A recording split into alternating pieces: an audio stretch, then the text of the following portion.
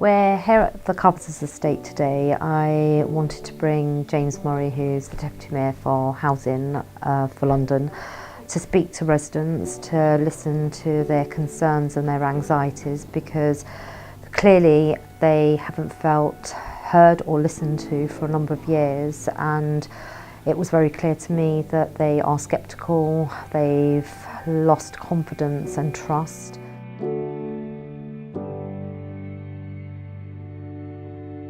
You know, I'm saying it how it is. It's ridiculous for an ordinary person. As I said, all my three boys had to move out. Don't get me wrong, it's lovely walking around here and seeing all these lovely homes, but what about the people that have been born and bred here? Yeah. Why isn't it affordable for them to stay in? We have the largest shopping centre in Europe here. There's loads of people that have come from all these schools in Newham that are working there, you know, in retail. But they're all still at home because they can't afford to rent.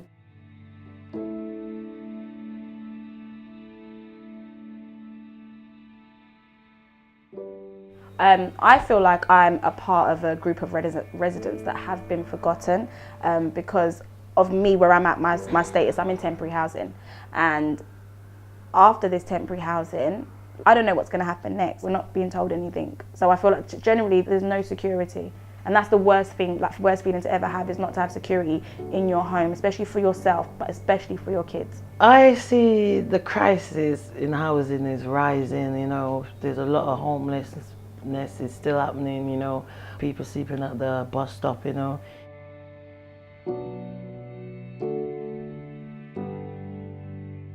You've got tower blocks here that have been empty for ages. I was up in the one here, this one, Denison. Beautiful big flats, and yet they've got everybody out. I can't understand why they've done that. I mean, even when you think of them living under the bridge, there's empty flats there that they could be in at least out of the cold. What, 20 years ago or something, they've been going to pull down James Riley? I mean... Look at all the council tax they're losing. And they said, oh, it's coming down because not safe and all that. But it's still up like a ghost town.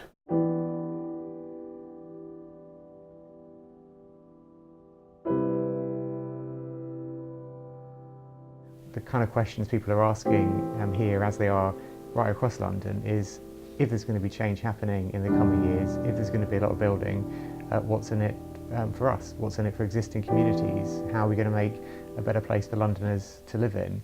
And I think those are the questions we need to make sure we've got an answer to earn people's trust. I still felt a sense of hesitancy and an inability to suspend their disbelief that things will change.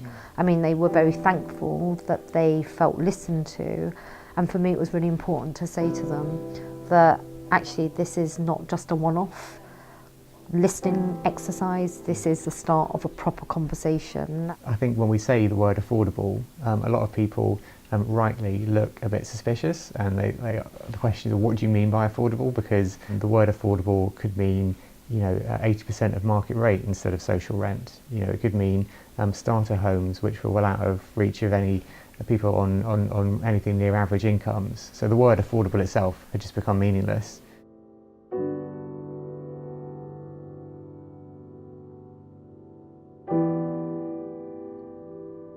What it has led to is mistrust. I want we as a local authority stepping into the driving seat and begin the process of building genuinely affordable homes, better neighbourhoods, and neighbourhoods where people feel that they can lay down their roots and they have a stake in our wider communities. The intentions of my administration are resolutely focused on delivering housing for Newham residents. We're not saying the homes that we're going to build in this year and the next couple of years are going to be enough to solve the housing crisis, but we're starting record numbers, and we're starting, you know, more social rented homes again after they went down to zero under the previous mayor. So we are moving now in the right direction, moving in a better direction of what I think we should be doing.